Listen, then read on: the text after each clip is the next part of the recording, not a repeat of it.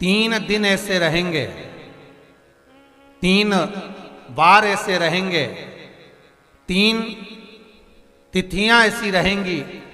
3 समय ऐसा रहेगा जिस समय पर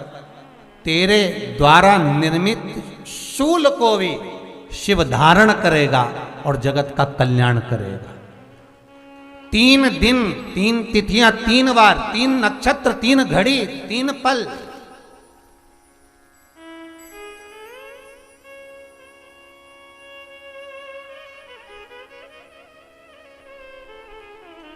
जिसमें बाबा शूल भी धारण करते हैं,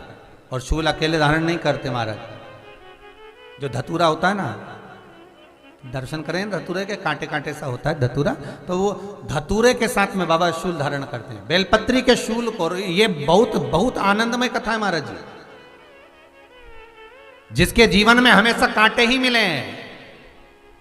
बेटी बड़ी हुई तो घर में मायके में दुख देखा, और मायके से गई ससुराल में तो ससुराल में दुख देखा। ससुराल में भी दुख देखने के बाद में भी पति को बहुत कुछ काम खुलवाया, बहुत धंधे खुलवाए, नौकरी लगवाई, पर वो पति बार बार छोड़ कर आ गया, बार बार तकलीफ भोग रहा है, बार बार कष्ट भोग रहा है। फिर थोड़े दिन काम करता है, थोड़े दिन छूट जाता है, फिर व्यापार में बढ़ता है, फिर छूट जाता है, फिर कोई दुकान खुलवाई, थोड़े दिन अच्छी चली, फिर वापस वहीं घर पर आकर बैठ गया। अर्थात उसके जीवन में वो शूलता चल रही है। तो बाबा देवाधिदेव महादेव कहते हैं, ये 3 घड़ी, 3 पल, 3 नक्षत्र, 3 समय, 3 दिन में जो शूल मुझे समर्पित करता है, उसके जीवन से मैं शूल हटा देता हूं। वो 3 दिन लिखे स्कंद पुराण।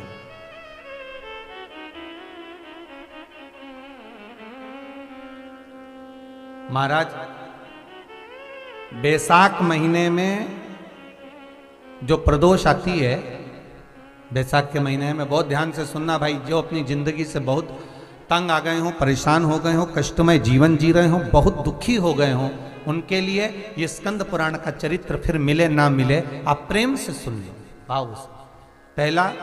बैसाख महीने की प्रदोष, चाहे वो शनिचरी प्रदोष हो, चाहे रविवार की हो, सोमवार की हो, मंगल की हो, बुधवार की हो, गुरुवार की हो, शुक्रवार की हो, शनिवार की हो, कोई भी वार की हो, पर बैसाख महीने की प्रदोष, प्रदोष काल में शाम का समय सूर्य डूब रहा हो, बस डूबा ही हो, और उस समय पर सूर्य के डूबन के तुरंत बाद बाबा को धतूरे के साथ में बेलपत्री ना चढ़ाते हुए, बेलपत्री के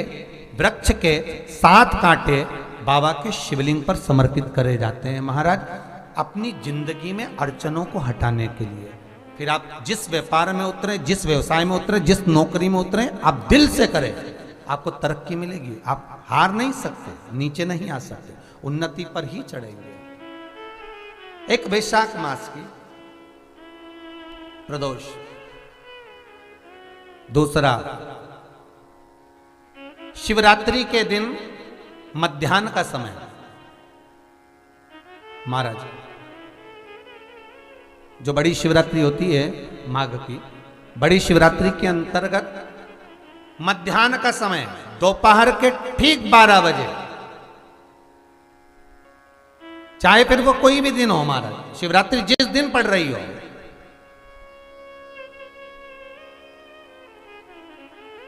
उस दिन भी धतूरे के साथ बाबा को 7 कांटे बेलपत्री के वृक्ष के समर्पित होते हैं महाराज। इसमें आप ये वाले जो कांटे हैं, जो शिवरात्रि के दोपहर 12 बजे वाले हैं, अगर कोई मदिरा पीने वाला हो, व्यसन में डूबने वाला हो, कोई जुआ खेलने वाला हो, कोई गलत वैश्यावृत्ति करने वाला, या अपने मार्ग से विचलित कोई व्यक्ति है, उसके लिए भी ये कांटे बहुत काम आते हैं महाराज। दूसरा, पार्वती, तेरे द्वारा तेरे नयन अश्रु से जो प्रगटा हुआ बेल का वृक्ष है, द्वितीय शूल मैं वहां धारण करता हूं, तृतीय शूल, तीसरा शूल जो वर्णन करा गया महाराज, भगवान श्रावण के महीने में जो भी दूसरा सोमवार पड़े, जो भी पड़े, श्रावण के महीने का दूसरा सोमवार, आप सबको पहले भी श्रावण के महीने में जो कथा कही उसका व्याख्यान वर्णन करा कि श्रावण का महीने का महत्व क्या है। श्रावण का पूरा महत्व बताया था कि श्रावण के महीने में शंकर भगवान को पूरा लेखा जोखा का भार प्रदान किया गया था। दूसरा सोमवार, श्रावण के महीने का जो दूसरा सोमवार होता है, उस दूसरे सोमवार में रात्रि के समय पर,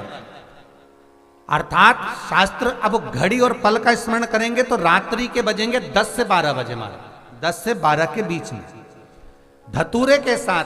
बाबा को शूल समर्पित होता है महाराज। ये भी हमारी बाधाओं को, हमारी तकलीफों को,